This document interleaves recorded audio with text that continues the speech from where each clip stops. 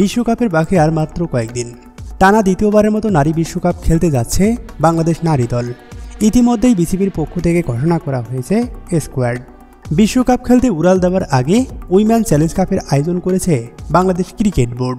তারই অংশ হিসাবে আজ দ্বিতীয়বারের মতো নারীদের লাল দলের মুখোমুখি হয়েছে ছেলেদের অনূর্ধ্ব 15 দল। আশা ছিল হয়তো প্রথম দিনের ভুল শুধরে নতুন কিছু করে দেখাবে নারীদের রেড টিম, কিন্তু না, ঘুরে ফিরে একই অবস্থা।